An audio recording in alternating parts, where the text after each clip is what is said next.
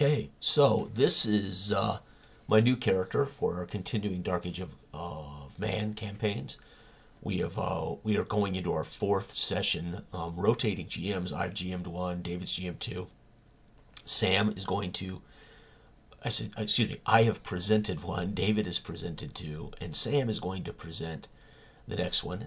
And I have decided that Harold's arc is complete, and so I will retire Harold to our campaign as a NPC that has found a home among the carnival and retainers. So I decided I would go ahead and get my new character made. I have made an Alderman, Julian Udda, Repute 3. All of his points are poured into Prestige, as he is an Alderman. That gives him a purse of 5. It gives him some wealth, fairly serious wealth. Inventory of 4. His combat will be 0 because he has good leather armor. Remember, combat uses the highest rating you have. You do not stack. So if I have a magical sword, it would be a +2. If I have, so without anything, I would be a negative combatant. But I'm evened out at 0 with my good leathers and cloak. 3 men accompany Udda everywhere. And again, my Prestige 3 really gives me kind of henchmen or at least important people that I would have with me or around me, as well as my normal land with peasant serfs that would belong technically to. We would all aldermen would be sworn in allegiance to the liege lord. Ultimately, I am a vassal, but I would have the same individuals that live in Dredge County that owe an allegiance to Washburn would certainly work my land. So I would have peasants and things as well, and servants. But 3 key NPCs accompany me everywhere. My 19-year-old son, Udda the Younger. He goes by Udda the Younger. My advisor and oldest friend, Harvik. And Casius, my record keeper. Julian and Harvik are 35 and have been friends since childhood. So my closest friend Harvik's father had been my father's advisor, and we grew up together. Young Udda is outspoken. This is my son. Is outspoken and keen to learn, and as the heir apparent to the Udda's family estate, he stands to hold much sway in Dredgewater's future. So, at 19, he's starting to exercise his opinions, and he's wanting to start to make a name for himself.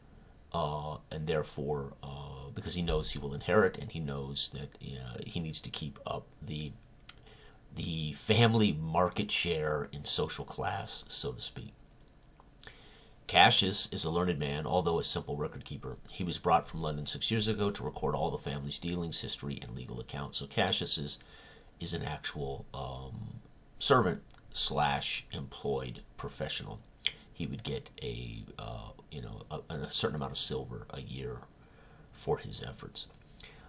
My character, Julian, is 35 but well experienced in the affairs of state. He is vocal and dedicated to a strong Dredge County. He inherited at a ripe age of 17 and learned much via trial and error. He owns a bovate of land and cultivates and produces seasonal yields, so different crops for different seasons.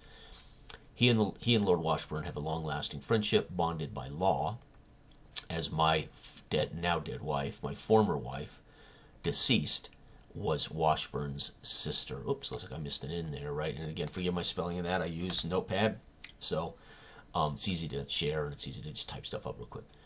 And motive. So Washburn and I have a similar sensibilities toward our motives in what we want and we think is best for Dredge County. That would not mean that we would have definite differences of opinion on some things as a matter of state.